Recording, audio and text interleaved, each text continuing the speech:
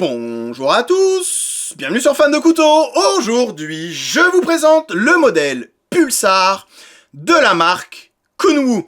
Souvenez-vous, ce que j'avais pu dire dans ma dernière vidéo sur cette marque, j'avais dit ok, Kunwu, vous savez fabriquer des couteaux de qualité, les finitions, le travail, tout ça, il n'y a rien à redire. Par contre, je trouve que tous vos couteaux finissent par se ressembler. J'en attends un petit peu plus de vous en termes de design, en termes de matériaux. J'attends un truc en plus. V'là-t-il pas que Kunwu nous sort ce modèle Pulsar, alors, sans changer radicalement. Ils vont pas passer sur des manches G10 avec de l'acier D2. On est toujours sur du titane et sur de l'Elmax. Néanmoins, il y a eu un peu d'évolution avec ce modèle Pulsar. Vous le voyez tout de suite avec la texture du titane. Ici, ils appellent ça Diamond Pattern. Donc, c'est vrai que ça fait un peu plus texturé. On a un petit peu plus de grip que sur ces manches. Un peu, ils appellent ça Orange Peel. Encore une fois, façon peau d'orange. Pareil au niveau de la forme de la lame. Il y a un truc en plus. Alors, on aime ou on n'aime pas. Encore une fois, les goûts et les couleurs. Ça peut se discuter 2 heures, mais néanmoins, ça change un petit peu en termes de forme de lame, en termes de manche, en termes d'arrière de manche, où ici le backspacer, il prend en compte le trou pour y passer une dragonne, alors que sur ces modèles-ci, ici, c'était le petit stop-in à l'arrière qui faisait ça, donc j'ai l'impression que chez Kunwu, ils se sont dit, bon, ok, tous nos modèles finissent par se ressembler, il faut qu'on arrive à trouver un truc qui change un petit peu. Ça rejoint finalement ce que j'avais dit. D'ailleurs, dans les tuyaux, il y a un modèle Django, je vais essayer de vous trouver une photo de ce couteau là, qui est, alors ça c'est vraiment dans les tuyaux chez Kunwu, qui reprend un peu la manche du Pulsar, mais avec une forme de lame totalement différente, forme de lame que j'aime beaucoup également. Vous voyez, là on était sur des quillons, là on était sur un front flipper et sur un flipper classique, ils sont passés au trou dans la lame, donc voilà, ils avancent, tout en restant fidèles à ce qu'ils faisaient d'habitude, hein, mais voilà, un petit peu de changement chez Kunwu, et ça fait plaisir. On est toujours sur une marque, encore une fois, et j'insiste, s'il devait y avoir qu'une chose à retenir sur cette marque, c'est que c'est une marque qui nous en offre beaucoup, un rapport qualité-prix dans cette gamme de couteaux, bien évidemment, quasiment imbattable. Autre chose à savoir avec cette marque Kunwu, c'est qu'on est sur des gros couteaux. On est très loin du Benchmade Bug Out. J'ai un peu pris l'opposé pour que vous puissiez situer un peu les couteaux Kunwu. Même si on n'est pas sur des grands couteaux, on est sur du gros couteau. Disons qu'on a du couteau dans la poche.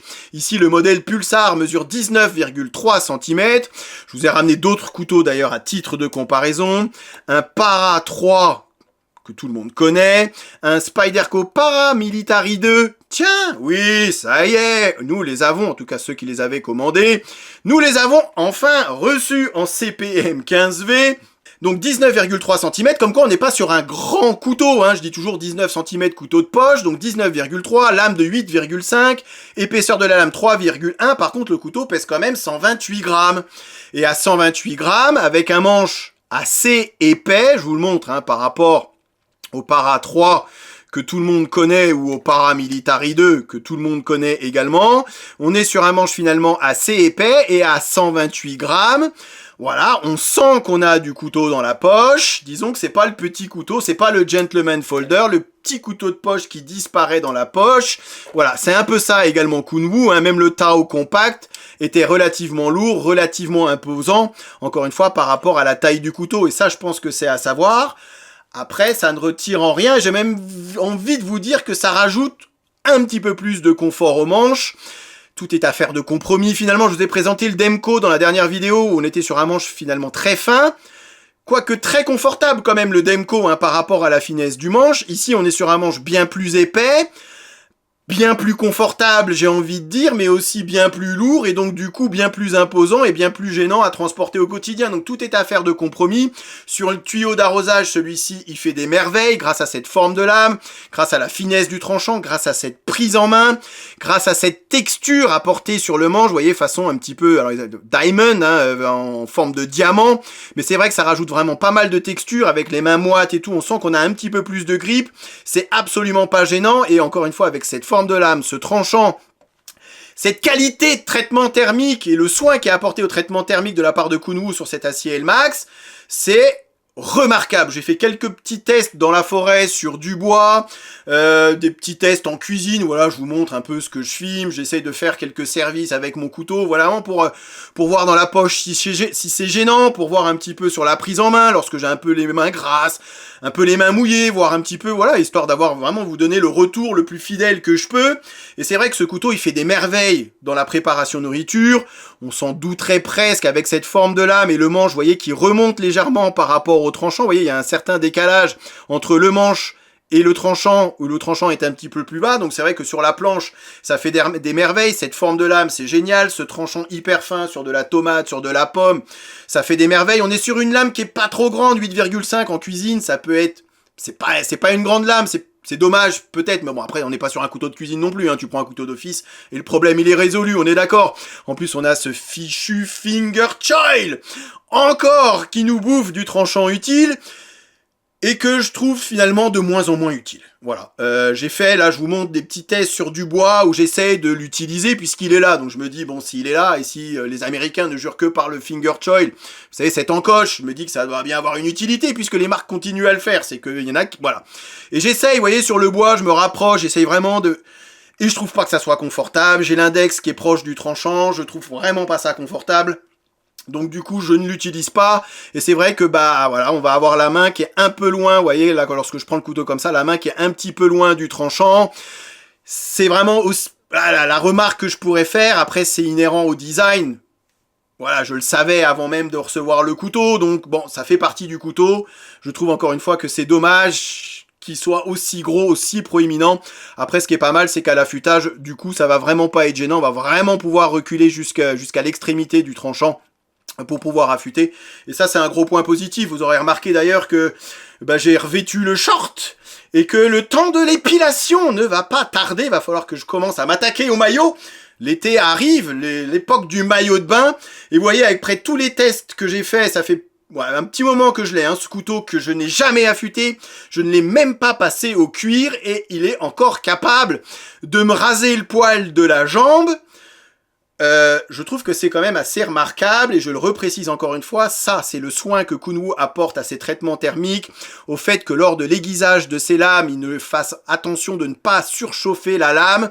Donc on est sur une dureté de 60-62 HRC et là je veux bien le croire puisque le tranchant dure extrêmement longtemps, bien qu'on soit sur un tranchant finalement assez fin.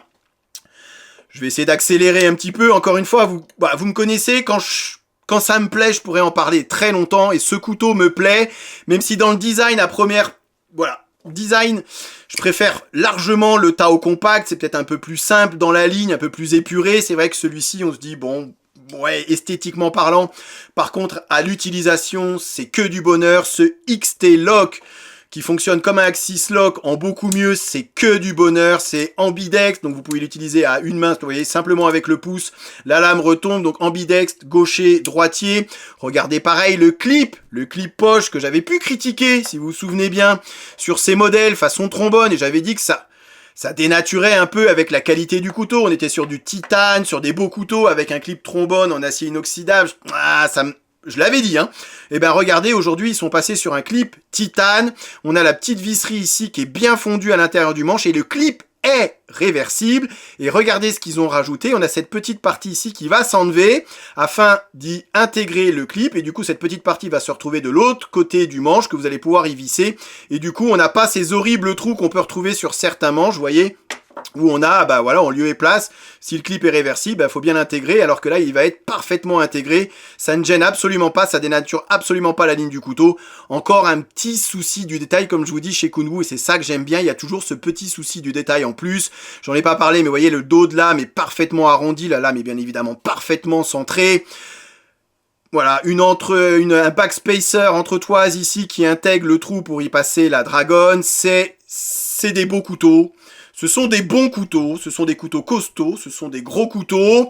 Certes, ici, avec ce XT Lock, et c'est également une petite remarque que je pourrais faire, c'est qu'on n'est pas sur une détente qui est, vous voyez, qui est hyper forte. On a une lame qui a une petite tendance à rebondir ou à vouloir s'ouvrir un petit peu toute seule, ce qu'on ne retrouve absolument pas ici avec un frame lock et avec une bille de détente. Ici, vous pouvez le secouer dans n'importe quel sens. Le Tao Compact, il ne va absolument pas s'ouvrir, mais c'est vrai qu'avec ce X-Ta, voilà, on est sur sur une détente quand même un petit peu molle, un petit peu souple, et c'est vrai que ça peut avoir tendance à s'ouvrir dans la poche si on fait pas attention.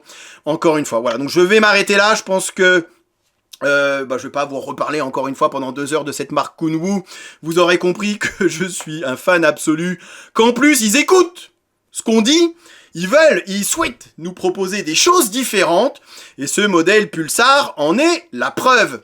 Je vous remercie d'avoir regardé cette vidéo. Et je vous dis à très bientôt sur Fan de Couteau. Salut! Présentation, comparaison avec d'autres modèles et test de coupe en fin de vidéo comme d'habitude. Ok, allez, voyons voir ce que ça donne. Rasoir. Encore une fois, les goûts et les couleurs. C'est simple et efficace. Je suis faible, j'achète. Il n'y en aura pas pour tout le monde.